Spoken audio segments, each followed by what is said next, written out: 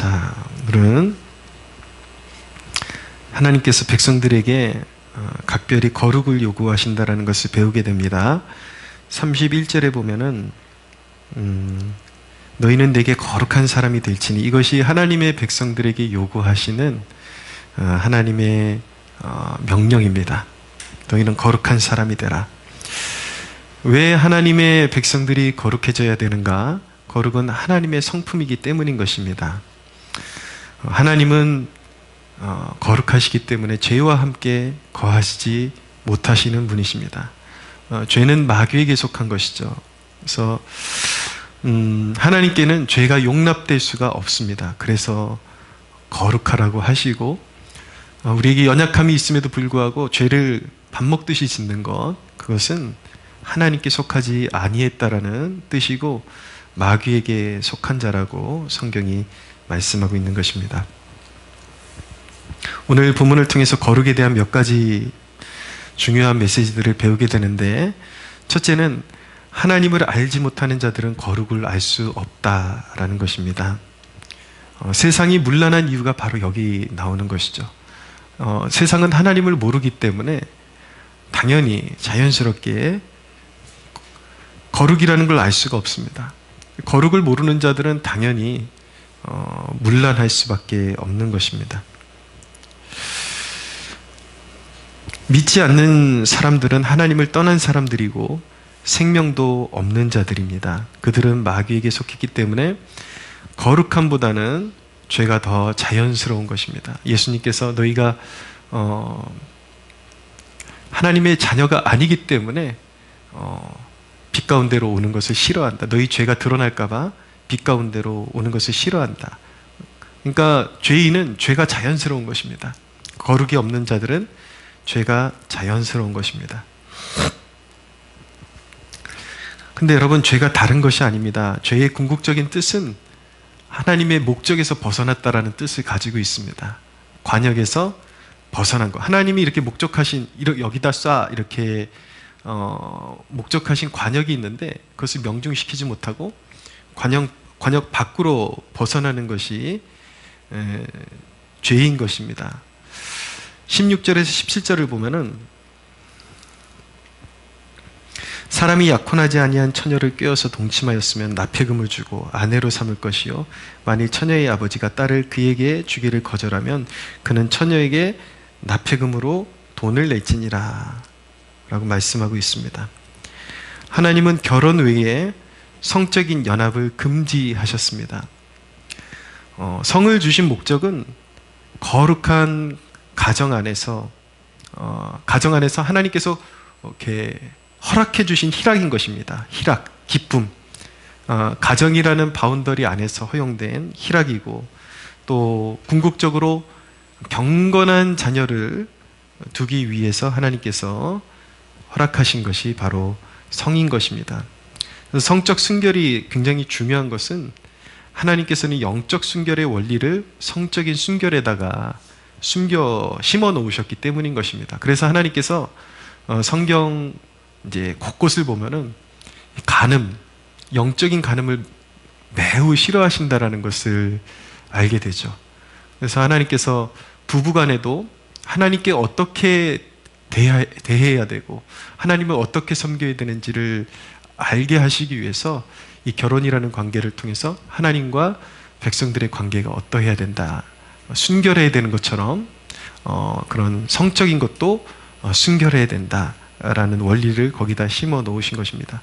그런데 마귀는 하나님이 주신 그런 아름다운 주제에 거룩을 빼버렸기 때문에 사람들은 성에 녹아져 있는 그 하나님의 그런 목적, 순수한 목적을 알지 못하고 쾌락의 도구로만 인식하고 있는 것입니다. 그래서 하나님을 모르는 자들은 자연스럽게 그때그때 마음에 끌리는 대로 그냥 성을 활용하고 행동하고서는 그것이 사랑이고 자연스러운 것이라고 그렇게 이제 그 문란함을 애써서 아름다운 것으로 포장하는 것입니다. 그런 문란함에 빠진 인간은 끊임없이 성을 찾고 참된 인간성을 상실한 그 성을 자유라는 이름으로 내세우면서 사실상 하나님께 도전하고 있는 것이죠. 그게 뭐길래 여러분, 이 시대의 흐름을 보십시오. 그렇게 동성애가 도대체 무엇이간데, 그것이 그렇게 음지에서 해도 부끄러운 일을 굳이 그렇게 사회 전반에 끌어내가지고 합리화시키고 합법화시키려고 하고, 갈수록 사회는 문란해지고 성적인 그런 어떤 추구도 굉장히 너무나도 민망하고 다양한 그런 이제 하나님을 향한 도전들이 성적인 주제를 통해서 일어나고 있죠. 제3의 성이다. 그래서 말도 안 되는 그런 이제 주장들을 하게 되는 것이죠. 그게 당연한 것인데, 오직 세상이 타락했으면 지금 미국의 새롭게 대통령이 취임하면서 선언한 것이 무엇이었습니까? 하나님이 만드신 성은 남자와 여자 두 가지밖에 없다. 이거를 공공연하게 대사회적으로 선포해야 될 정도로 그렇게 심각한 상황이 된 것입니다. 그래서 하나님을 떠난 인간은 마귀에게 속했기 때문에 거룩을 모르고 문란한 것들을 어떻게 해서든 포장해서 그것이 정상인 것처럼, 그러나 그것은 사실은 하나님에 대한 도전을 하고 있는 것입니다. 그러나 성경은 분명히 말씀하기를 죄의 삭은 사망이라고 말씀하고 있는 것입니다. 거룩하지 못한 것에는 반드시 사망의 열매가 있는 것입니다. 두 번째, 거룩에 대한 메시지는 하나님이 원하시는 거룩의 범위는 영과 육의 온갖 더러운 것까지 버리는 것이다 라는 것입니다.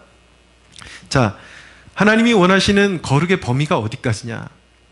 영과 육의 온갖 더러운 것까지 다 버리기를 원하십니다. 먼저 우리는 육체적으로 거룩해야 합니다. 방금 읽은 16절에 17절을 우리가 봤는데, 성에 관한 그런 명령, 먼저 성적으로 우리가 하나님 앞에 거룩해져야 한다는 것을 하나님께서 성경을 통해서 말씀하고 계시죠. 음란한 곳에 가거나 성적으로 타락한 미디어나 영상을 멀리해야 합니다. 우리가 하나님과 깊이 교제하기 위해서는 더러운 것을 미화시키는 컨텐츠도 멀리해야 합니다. 여러분, 이 시대를 살아가는 성도들의 삶의 모습이 굉장히 부주의합니다. 굳이 예배 잘 드리고 나서도 꼭 안 봐도 될 거를, 이제 사회적으로 유행하는 굉장히 히트치는 영화가 있다 그러면 꼭 주일날 예배 마치고 이제 영화를 보러 가려고 그러고, 여러분 예배 잘 드리고 나서 파묘 같은 영화 보는 것이 무슨 은혜가 되겠습니까? 성령 안에서 예배 드리고 거룩하신 하나님을 찬양하고 송축한다고 해놓고서 예배 끝나자마자 일본 귀신 나오는 영화 보러 가가지고 거기서 뭘 배울 게 있다고, 뭘 득될 게 있다고, 사회 속에서 히트 쳤다 그러면 그 일일이 다 찾아보려고 그러고, 그 장르에 관계없이 찾아다니면서 다 일일이 찾아보려고 그러는 것. 예배 잘 드리고 나서 너무나도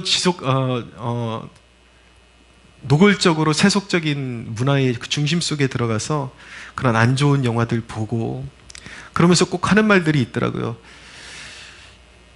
자기가 봐야지 사람들한테 왜 안 좋은 영화인지 설명해 줄 수가 있기 때문에 봐야 된다 그러는데, 안 봐도 됩니다, 여러분. 그런 거 굳이 안 봐도 됩니다.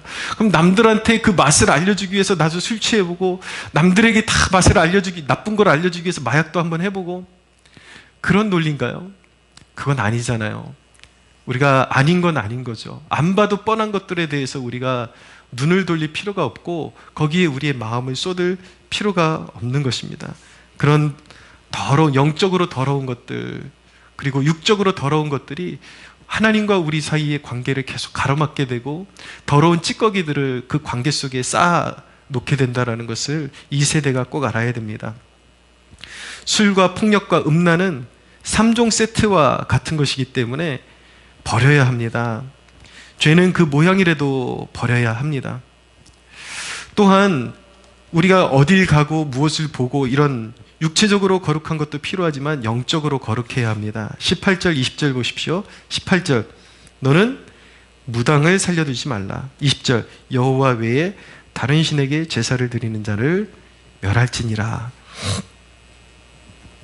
이것도 육체적인 것과 완전히 별개라고 말할 수는 없지만 굳이 설명하자 그러면 이것도 영적인 것이죠. 영적으로 거룩해야 된다는 것입니다.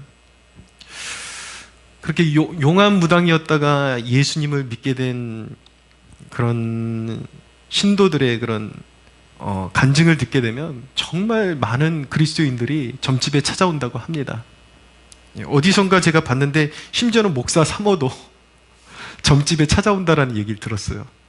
그거는 거듭나지 못한 사람이죠. 그건 지옥 자식인 거예요. 그거는 그냥 취미로 보러 가는 게 아니라 그 안에 성령이 계시지 않기 때문에 그 답답함을 그렇게 이제 무당 찾고 미신을 찾아서 어떻게 해서든 앞길이 보이지 않는 것에 그 답답함을 풀어내기 위해서 그런 일을 저지르는 것이죠.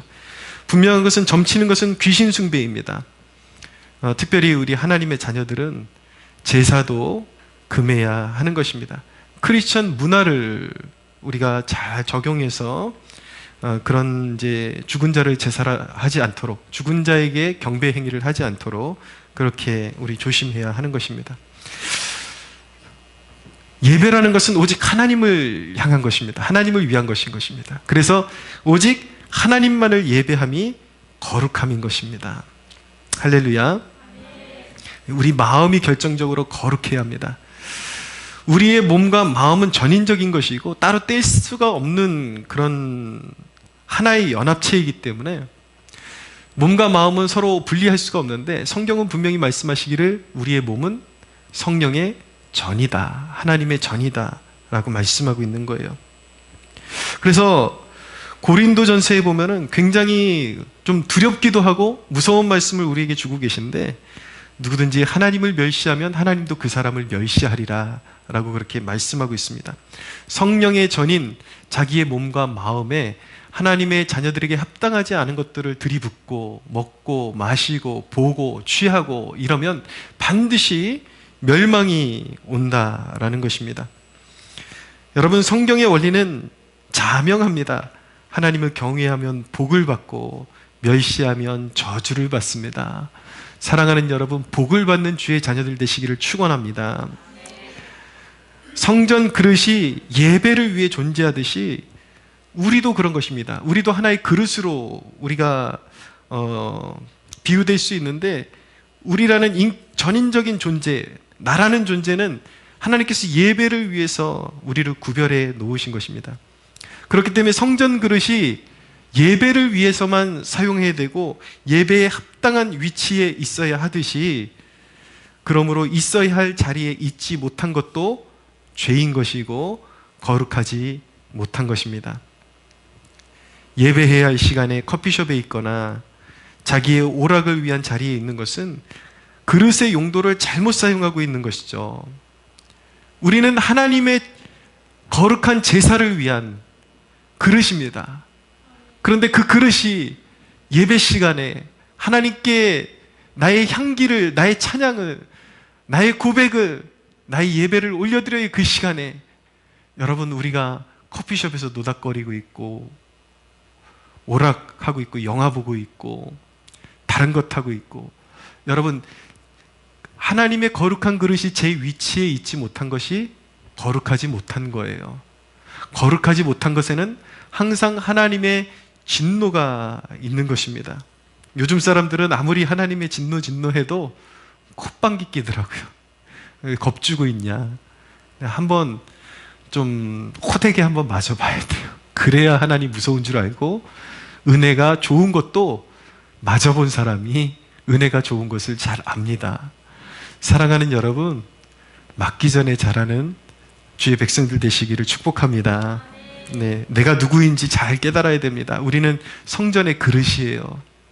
하나님이 임하시는 전이기도 하고 하나님을 위해서 구별된 백성인 것입니다.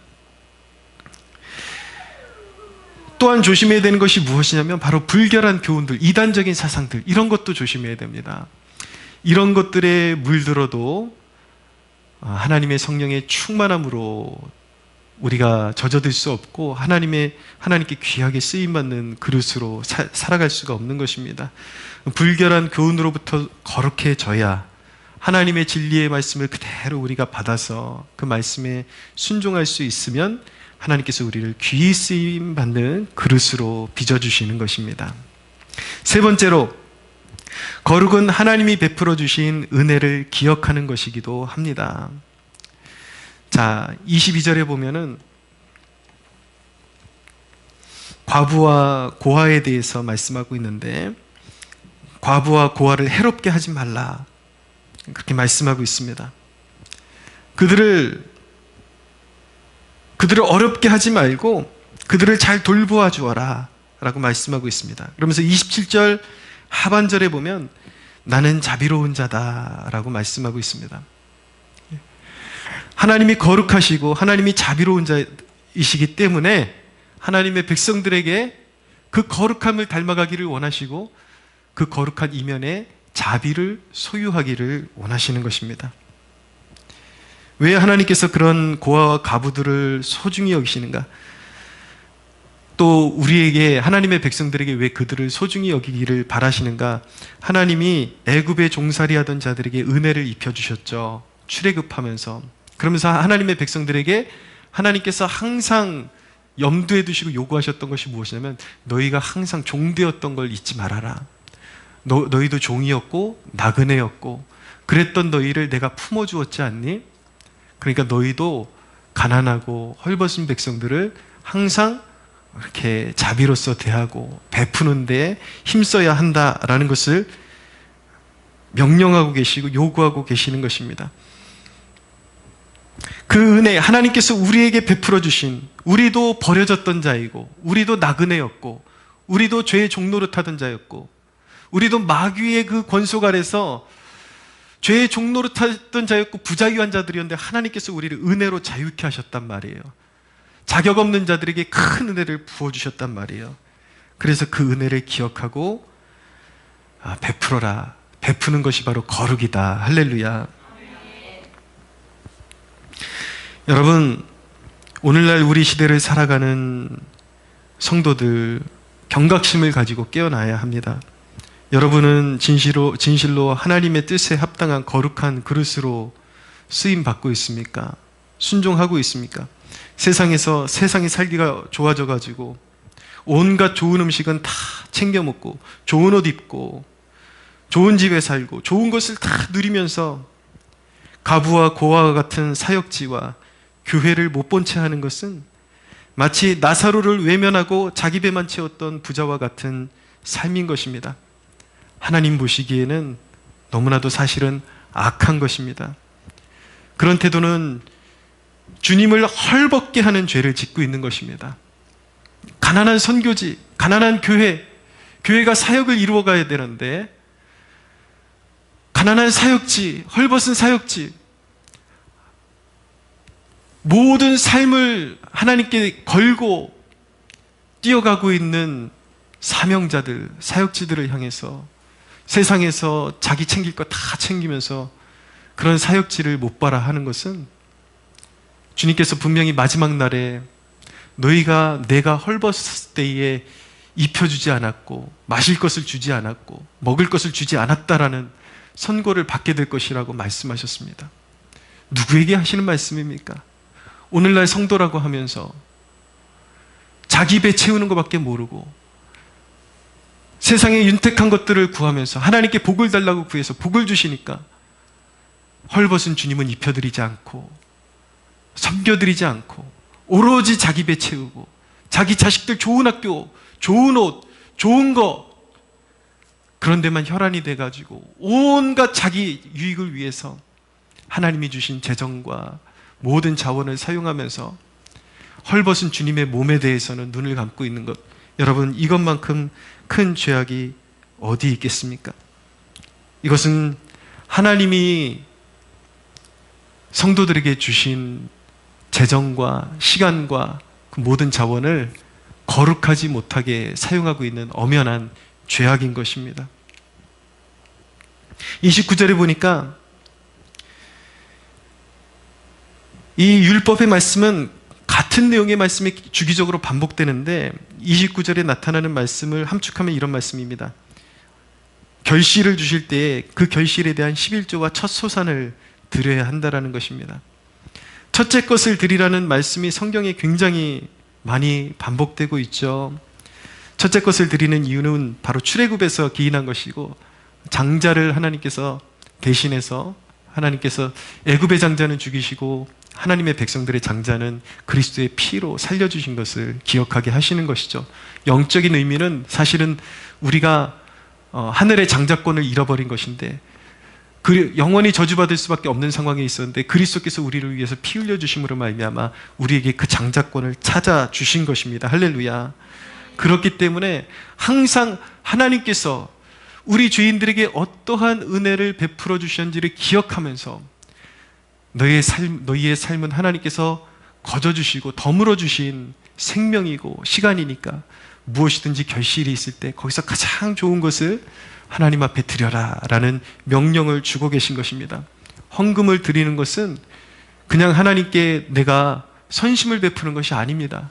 하나님께서 나에게 가장 소중한 생명을 찾아주셨고 죄악에 묻혀 살던 우리에게 광명을 주시고 또 우리에게 새 생명을 주시고 새로운 삶의 기회를 주셨기 때문에 우리의 잃어버린 장자권을 주님께서 회복시켜 주셨기 때문에 거기에 대한 감사의 고백으로 첫 열매를 드리는 감사의 고백을 담아서 우리는 하나님 앞에 소중한 예물을 올려드리는 것입니다.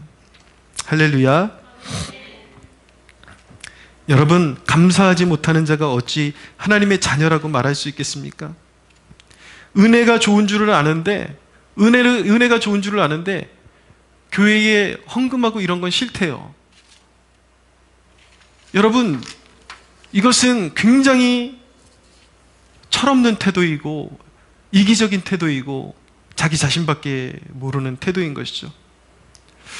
제가 최근에 한 편의 설교를 듣게 되었는데 그 설교를 들은 이유가 제가 장신대 다닐 때 조직신학 교수님이 명성교회 가셔서 설교를 하신 영상이 뜨길래 어떤 설교를 하셨나 좀 봤어요. 최윤배 교수님이라고 우리나라 칼빈 신학의 대가이십니다. 근데 이분이 교회에서 설교해달라고 부르면 항상 똑같은 설교를 하시는데 주일 성수의 소중함과 11조의 소중함을 전하신다라는 거예요. 근데 사람들이 주일 성수에 대한 것까지는 너무 아멘 하면서 잘 듣는데 11조로 주제가 건너가면은 예배 끝나고 나면은 꼭 자기한테 그런 얘기가 들린다라는 거예요. 자기가 설교만 하고 나면 그 교회 담임 목사님이 굉장히 좀 곤란해지는 그런 그림을 보게 된다는 거예요. 왜냐하면 성도들 가운데 교회에 돈 더 내라고 저런 강사 부른 거 아니냐. 너무 답답하다라는 것이죠. 하나님께서 명령하신 것이고 생명 같은 계명을 주신 것이고 오히려 성도들의 것을 빼앗아가기 위한 것이 아니라 성도들의 삶을 더 풍성하게 하기 위해서 약속이 있는 계명을 주신 것인데 표현을 그렇게 하시더라고요. 다른 설교를 할 때는 그렇게 은혜 충만한 성도들이 되었다가 11조 설교만 하면 이 안에서 말벌이 나온대요. 말벌이 확 쏘는 큰 말벌이 나와가지고 그렇게 시험 들고 이제 설교자도 쏘고 목회자도 쏘고 그런다는 것이죠. 근데 시대가 악해질수록 그런 현상이 더 강해지고 있어요. 여러분, 제가 누누이 말씀드리지만 사탄이 교회를 무너뜨리는 가장 효과적인 방법은 무엇일까요? 재정을 말려버리는 것입니다. 물질에 순종하지 못하게 만드는 거예요. 하나님의 백성들은 감사하는 마음으로 물질도 여러분 당연히 은혜 받았으면 성숙해져야죠. 이게 과연 11조가 이게 신학적으로 맞는 거냐 틀린 거냐, 여러분 주님을 사랑하게 되면 그런 논쟁에 휘말리지 않습니다. 어떻게 해서든 주님의 교회를 세우는데 여러분 신앙생활하면서 철이 들어야죠. 내가 은혜 받는 게 좋으면 교회가 잘 서가면서 아름답게 서가면서 더 많은 사람들이 이 교회에 와서 은혜 받기를 원하는 마음으로 교회를 함께 세워나가는 것, 나에게 주신 자원으로, 물질로 교회를 세워나가는 것이 하나님의 영광인 줄로 믿으시기를 바랍니다. 그 최은배 교수님이 말씀하시는 대목 가운데 어느 예전에 본인이 목회하셨던데 11조를 가르쳐 줬는데 장로님들이 11조, 장로님이 되기까지, 그러니까 이분이 다른 사람이 목회하시던 곳에 간 거예요. 근데 11조를 안 배웠어. 11조를 가르쳐 주고 섬기게 했더니 그 장로님 중에 한 분이 오이를 재배하시는데 희한하게 그렇게 하나님 앞에 물질을 정직하게 헌신하기 시작한 후부터 도에서 이 오이가 가장 극상품 오이로 이제 취급을 받고, 그렇게 가격을 잘 받고, 그렇게 하나님께서 범사에 복을 주시는 것을 경험하면서 아, 이것이 11조의 위력이구나라는 것을 배우게 되고, 이 교수님이 목회자들에게 신신당부하시는 거예요. 그 설교를 통해서 목회자들은 사명을 다해서 성도들한테 주일성수와 11조를 가르쳐야 한다. 할렐루야. 우리 후손들에게도 가르쳐야 합니다. 우리 후손들이 영적인 걸음괭이가 되지 않으려면, 그리고 영적으로 방황하는 백성들이 되지 않게 하려면 주일성수에 대한 소중한 생명과 같은 주일성수, 한경직 목사님은 11조를 제2의 복음이라고 그랬거든요. 우리나라 6.25 마치고 거지가 됐던 이 나라 일어난 이유가 무엇입니까? 철저하게 그렇게 없는 그런 삶에서 밥 메고 콩밥 메고 그렇게 막 허드렛 일 하고 하면서도 하나님 앞에 11조 하면서 교회를 세웠더니 하나님께서 이 민족교회를 이렇게 세워주셨는데, 오늘날 이 세대는 그 세대에 비하면, 그 전 세대에 비하면 너무나도 잘 먹고 잘 살면서도 어떻게 해서든 하나님께 안 할 핑계만 대고, 여러분 이게 거룩이라고 말할 수 있습니까? 이 세대는 모든 전인적인 물질적인 거룩, 시간적인 거룩을 다시 회복해야 합니다. 할렐루야. 사랑하는 여러분, 하나님이 요구하시는 거룩을 지키려면 거듭나야 합니다. 거듭나지 않고는, 나의 전인격이 변하지 않고는 이 항목들을 하나하나 지켜나가는 것은 오히려 인생에 짐을 올려놓는 것과 같은 것입니다. 사랑으로 해야 하는 것입니다. 주님을 사랑하는 자는 거룩함에 이르게 될 줄 믿으시기를 바랍니다. 사랑이 아니면 이 모든 것이 무거운 짐이 될 수밖에 없는 거예요. 사랑하면 지킬 수 있습니다. 그러나 우리 힘만으로는 안 돼요. 성령의 능력 안에서 이 모든 것들을 우리가 이룰 수 있는 것입니다. 여러분, 죄의 유혹이 너무 센데 어떻게 이길 수 있습니까? 이런 질문을 하죠. 음란에 대한 유혹, 세상의 가치관에 대한 유혹, 물질에 대한 유혹, 이런 유혹들을 어떻게 이길 수 있습니까? 디모데전서 4장 5절에는 이렇게 말씀합니다. 하나님의 말씀과 기도로 거룩하여짐이라. 여러분, 말씀으로 채워야 합니다. 우리의 마음이 거룩해지도록, 거룩함으로 채워지도록 기도해야 합니다. 할렐루야. 성령님과 접촉이 더 많아질수록 거룩해질 수밖에 없는 것입니다. 그리고 죄와 싸워야 하는 것입니다. 피 흘리기까지 싸우지만, 피 흘리기까지 싸우고도 우리는 넘어지지만, 우리가 피 흘리기까지도 싸우고도 넘어지는 부분에 대해서는 주님이 맡아주심을 믿으시기를 바랍니다. 그래서 복음이에요, 여러분. 우리는 결코 지지 않습니다. 우리는 결코 무너지지 않습니다. 믿음으로 나아가면 우리는 거룩해질 수밖에 없습니다. 할렐루야. 여러분, 우리를 항상 우리의 연약함을 돌봐주시는 주님이 계시다라는 그 사실을 믿을 때 우리는 항상 이길 수가 있습니다. 철저히 주님을 의지하면 피할 길을 주시고, 우리의 드러난 연약함 회개하면 감싸주시니 사나 죽으나 우리가 예수를 믿고 그 안에 거하는 백성이 되기를 축원합니다. 고린도전서 1장 30절에는 이렇게 말씀합니다. 예수는 하나님으로부터 나와서 우리에게 지혜와 의로움과 거룩함과 구원함이 되셨으니, 예수가 우리의 거룩함이 되신대요. 잘 묵상해 보십시오. 너무나도 은혜로운 대목입니다.